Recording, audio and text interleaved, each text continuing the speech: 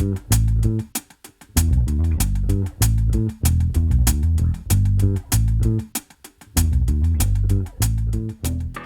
everyone, welcome back. We're still with Rayyah. We had a lot to chat about, so we thought we'd split it up into multiple parts. We ended off by talking about engaging in research, in meaningful research experiences with racialized communities. And Rayyah, I know you do a lot of work with racialized youth, and there is a huge intersection between racialized youth and indigenous youth.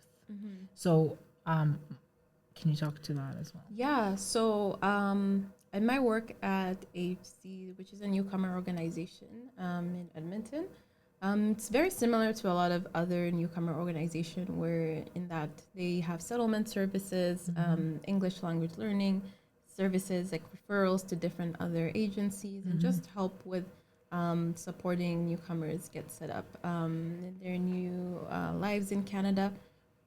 So where that you start to see that a lot of like referrals on supports that newcomers, so that includes PR, refugee, even some like Canadian citizens who haven't been here very long, are you start to see a lot of also Indigenous people seeking to get these supports. A lot of newcomers also racialized, so that's kind of the population group that you end up seeing a lot. So with the youth, I did work a lot with newcomer youth, racialized youth, a few Indigenous youth, not as many, but now I switched to a different organization, the YMCA, which I'm sure everyone knows. And in that role, I work with a lot of youth who are involved in the justice system. And a lot of the youth are racialized, so they're either Black, Arab, Indigenous. There is also a few white youth as well in the system. So one thing that you notice is that a lot of these youth have negative school experiences, which is due to maybe them being low income or being discriminated against in like the school system. And so this leads them to, not be very much interested in school, and then they might start hanging out with the wrong crowd and then get themselves into trouble or have like substance abuse issues. So there's a lot to be done in terms of supporting racialized, Indigenous, and also gender diverse youth so that they can feel like they belong, right, in society and in school. Because so my undergrad was in sociology, but my specialization was in criminology. One of the things you learn is labeling theory. So it says that if someone labels you as a criminal, You will try to. you'll try to fit that, right? Yeah. And so a lot of these youth, you find that. Okay, so one thing that people don't really know is that although there's like a moral panic with crime, but a lot of crime, if you look at a large majority of it, is not committed by people who you think are criminals or who are like evil, because it's very few people who are like born evil or like born wanting to like hurt other people, right? There are a lot of people are socialized into this role that they feel that they have to perform, right, in society, not really them. So you find a lot of like youth who are racialized or who are like Indigenous or who are Black, Arab, or newcomer youth. They start to get labeled early, whether that's by like peers at school, sometimes teachers, because a lot of stories, right? For me personally, I've heard like a lot of Black, Indigenous, and Arab youth say that, oh, the teacher would tell me that you're not going to amount to anything. You don't, you're not smart. You don't, and like people internalize that, right? So I think sometimes teachers think, oh, that's encouraging them to be better, but that actually you are destroying their self-esteem. And so a lot of the youth I've worked with, and sometimes a lot of them mention that, like, oh, at school, I'll tell them, oh, you're super smart and doing this. Oh, you're the first person to tell me that. Oh, you're one of the first people to like say that, because my teacher didn't think I could do this, right? And so they sometimes like give up on school because of that. And so a lot of the only thing that they kind of go into things that you would say like substance abuse, or they hang out with the wrong crowd. In Canada, there is a lot of recruitment of youth under 18.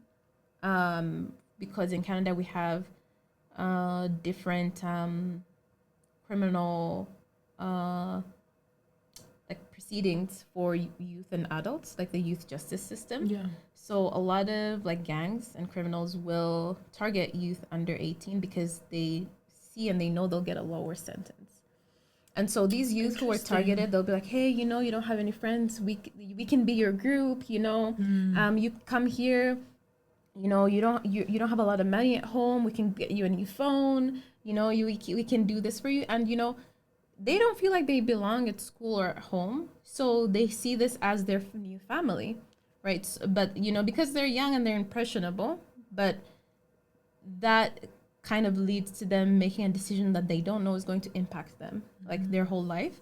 So they end up entangled in these things, and by the time they realize it, either they're like in prison or they have a criminal record, which it's hard to get a job.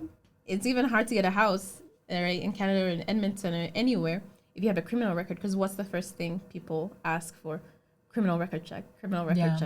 And so a lot of people end up being homeless, right, or like rejected. So there are social programs that like try to like work with people who have a criminal record to help them, but you see that pipeline of racialized youth to like into crime. I think in America they call it the school to prison pipeline, right? From school to prison. So in Canada we also have something like that, and especially you find that a lot of Indigenous youth, because there's a anti-Indigenous racism is very specific, where there's almost like a denial of like Indigenous land, and that you know, we're in Turtle Island. I'm guilty of it because I was an immigrant, right?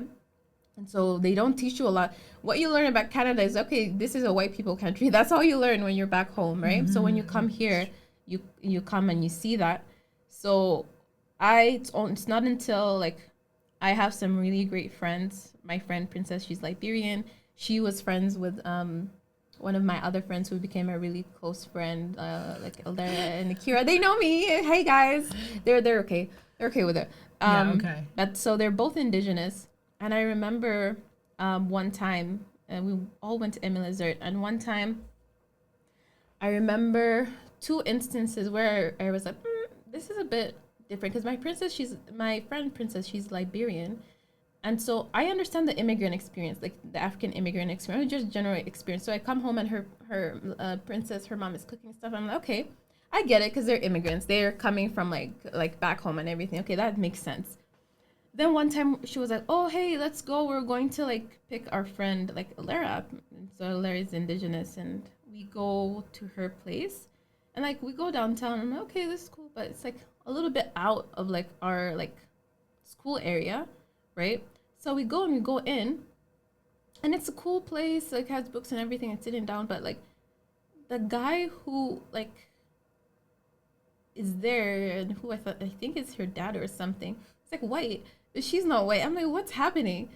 And then she was like, oh, she's in foster care, right? And I'm like, I didn't know what that was. I'm like, okay, what's happening? So that was the first time. So, but I thought that was a one-time thing, until like you realize like, oh, this is common. A lot of Indigenous like people and kids, like my because I was in high school then. I'm like, what do you mean foster? So my mom is and they're everything, and then they're that. So learning through that oh my god, my friend is part of a statistic, right? Of like, this is something that's common. So, but then you're still in high school, you don't really understand it. And I think they only started teaching about residential schools in like Edmonton high schools, like maybe 5 years ago. I don't know if they're doing it now in elementary, but it's very recent. So that's why when I entered my master's, I really wanted to do the intersection between, like, like Canadian multiculturalism, the immigrant experience, and like, Indigenous perspectives. So obviously, I'm not like Indigenous to Canada, so I wouldn't be researching from the perspective of an Indigenous person to Canada, but from the perspective of a migrant who's I'm also like am indigenous to the Uganda, like those lands. So I know like the practices, but the question that I was trying to bring out in the research is why is someone who understands the experience, because I understand that experience because back home we also had British colonialism and the struggle against that. So I understand that. But why did I never connect that struggle to what Indigenous people were going through here? And that why did I never connect that?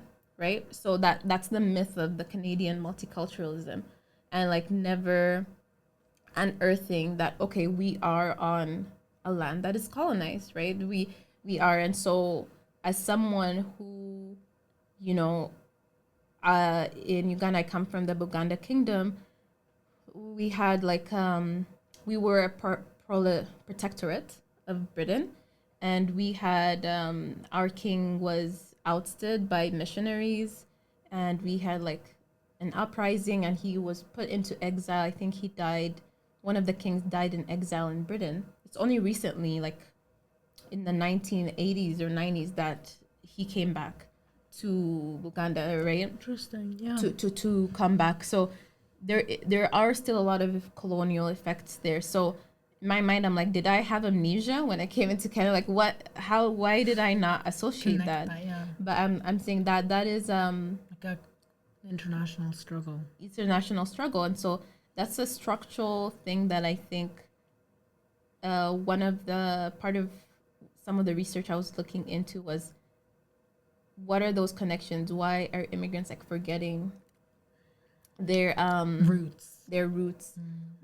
What's happening in high schools? Why are Indigenous students in like urban high schools and places feeling like foreigners in their own land? Why aren't all students from a young age being encouraged to learn about the history of Canada? Because that is Canadian history, is Indigenous history, right?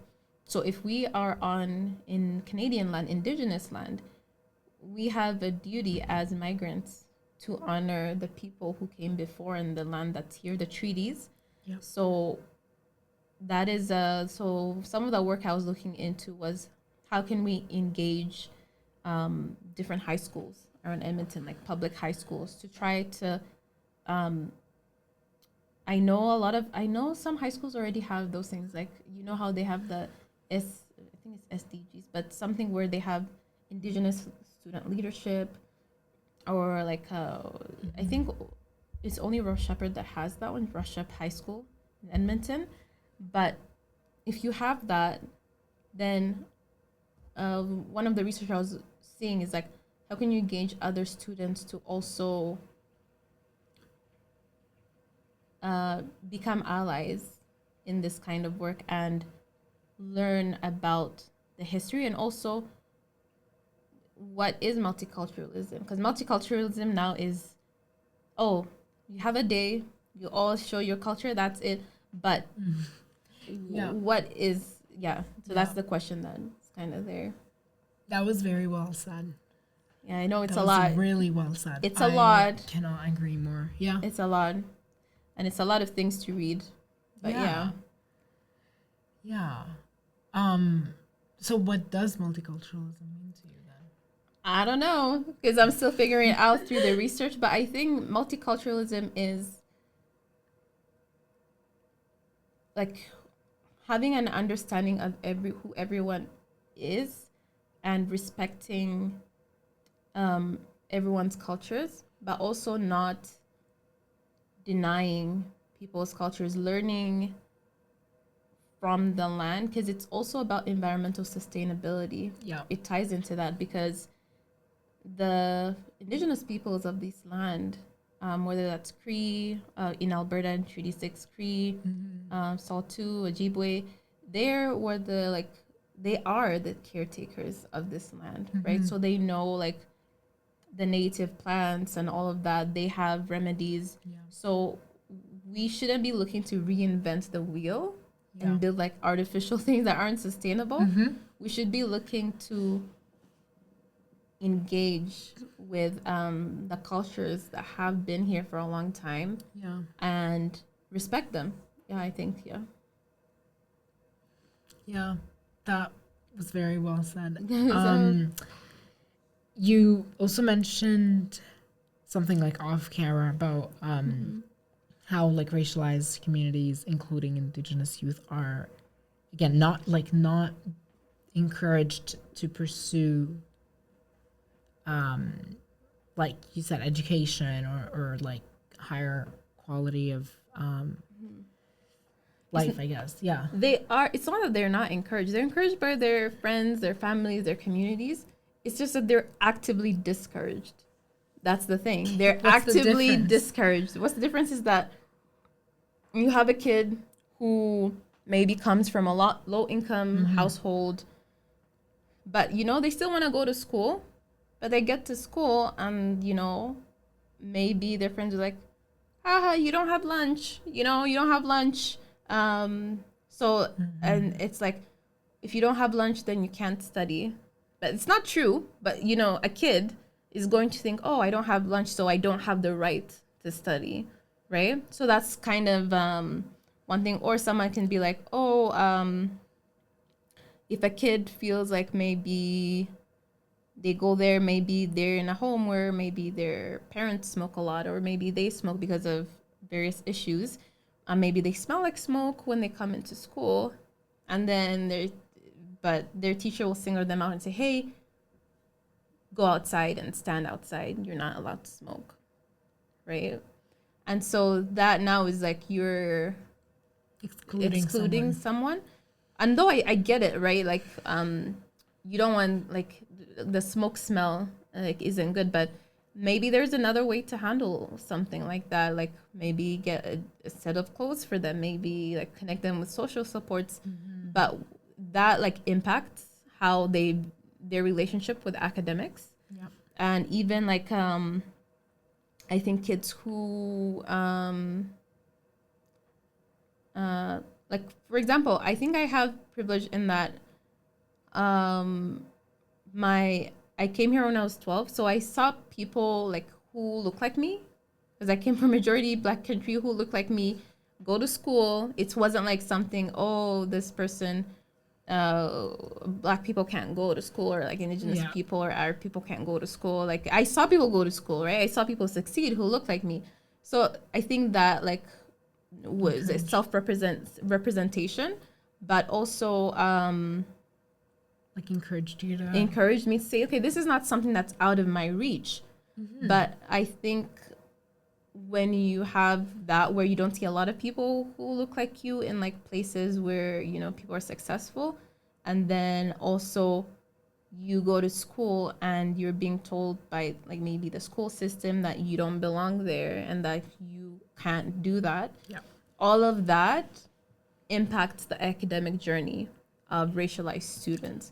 So even as a tutor, not just racialized, but even neurodiverse students, like if you have ADHD or like even like autism or anything else, because I tutor like a few like kids who are like, I'll say they're under like, they're like grade 8, grade 8, grade 6. And some of them, like, they're all neurodiverse, I would say, and one of them has ADHD. But when I first started tutoring them, they were like almost dropping out of school because they were like, the way someone who's neurodiverse thinks isn't how like maybe like the institution works.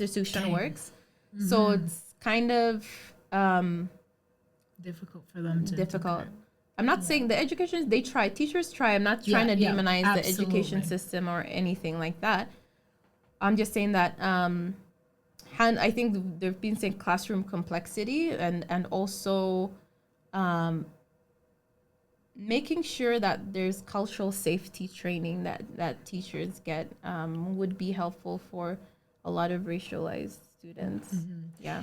I finished high school out of spite, and I'm going to tell you that right now, because I do know some of my friends who dropped out or who didn't finish or something like that. I finished high school. I remember there was a time I went into was it Math 30 in high school? I don't know her name, but she was like, half of you are going to fail, half of you are going to pass. I was like, bet. I'm like, I finished high school out of spite. I'm like, I will finish just to show you I'm going to finish. I was like, that's because back home I was not a good student. I was not a good student. I was that student. I was like, I don't want to study. I don't want to do all that. Yeah. And then I come here and I'm like, oh, you can't do it? I'm like, I'm going to finish it out of spite. Back home, I didn't care because people who look at me were they were encouraging you. Yeah, people encouraged me. And I was like, I don't want to do it anyway if I can do it. Other people who look at me have done it. And then I came here and they were like, oh, you can't do it. I was like, you don't know me. You don't know me.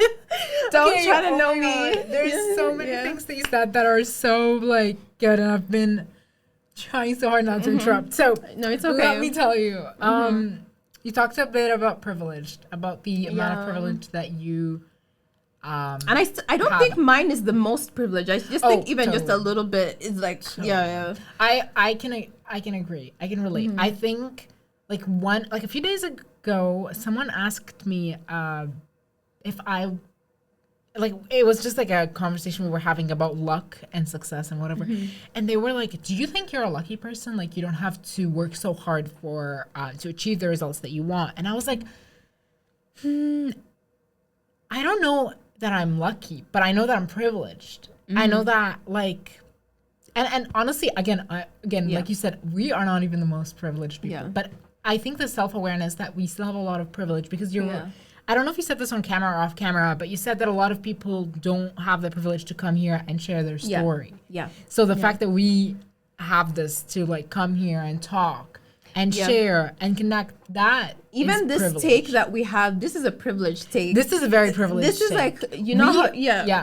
you have there's Chinese food, but then there's a lot of people who are from China will tell you, okay, the Chinese food in America or Canada isn't real Chinese food.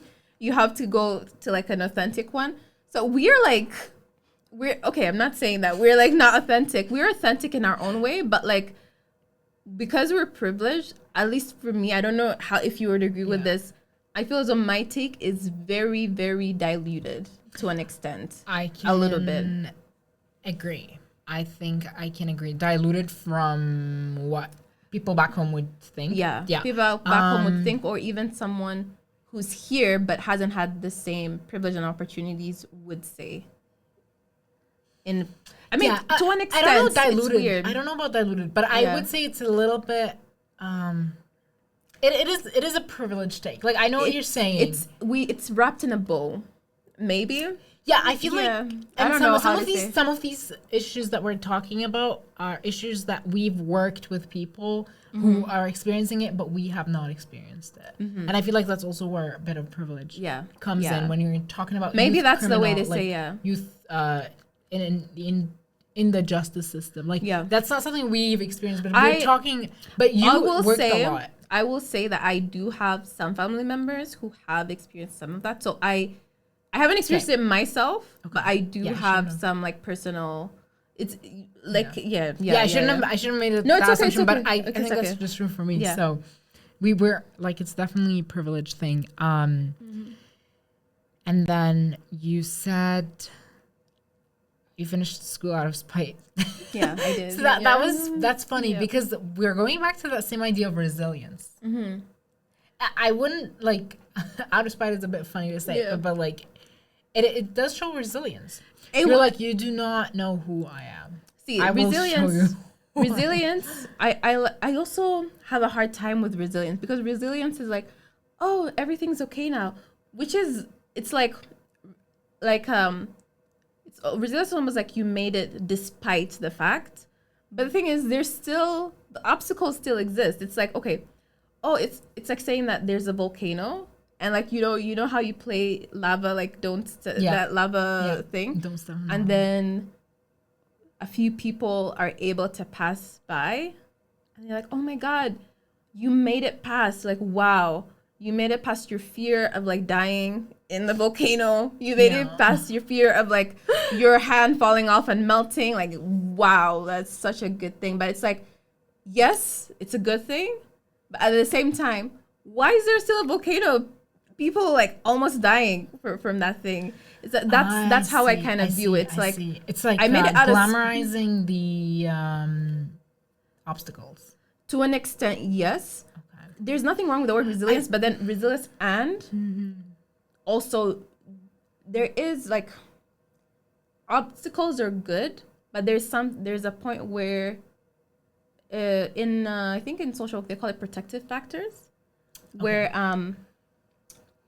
when you're reviewing people who have, when you're working with people maybe who are like traumatized or something like that, there's something where if you compare people who are able to make it out of traumatic situations and those who maybe aren't, the difference would be protective factors. So do they their have own how they deal with how things. they deal, but also do they have, okay, you might be, okay, someone is like maybe battling depression, but they're not homeless. They have a house and they have a place to stay. Well, if you compare that to someone who is battling depression, but they're homeless, those two people might have different outcomes, because one person has the protective factor of they have a house, they have a home, where they don't have to think about too many things at once. Another protective factor is maybe, okay, this person maybe has an abusive parent or something, and they have some trauma at home.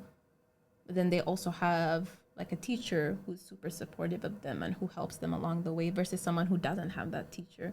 So in like, I think when you're doing like in social work or the human services, one thing we do is we count how many of those protective factors someone has. Yeah. And that, I don't know if there might be like a framework or formula for that, but the more protective factors someone has, the more likely they are to be able to weather like a traumatic situation. Because traumatic situations happen a lot, whether that's like a natural event like a tsunami, an earthquake, or whether that's like physical trauma, mental health trauma, like grief, someone in the family passing away. How someone is able to weather that storm is what they call resilience, but resilience isn't the only word. Resilience is is coupled with protective factors.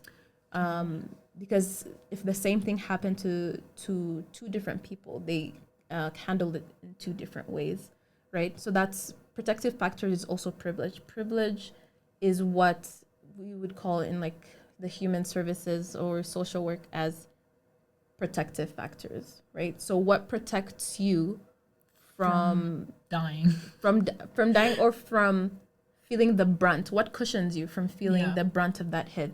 So let's say if someone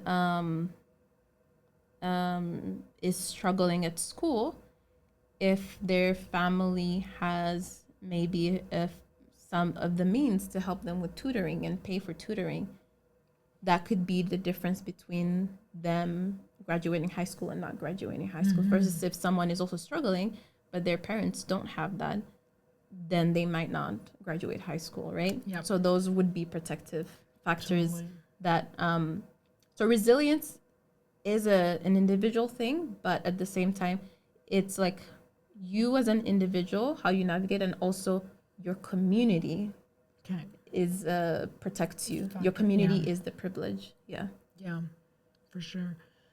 I think that is a good way to end this conversation about privilege and working with racialized youth. And we're gonna I would like to say I am not indigenous to Turtle Island, and I apologize if there's anything I say that was anti-Indigenous, that is not my intention. And yeah, feel free to leave a comment, or you can even message us to educate us. Yeah. Or you can put some resources that you think would be helpful for us to learn more about that. But yeah. Yeah, totally. And then we're probably going to talk to Rayyah some more. So there might be some upcoming parts with Rayyah as well. So stay tuned for that. And thank you so much for listening. Thank you. Bye.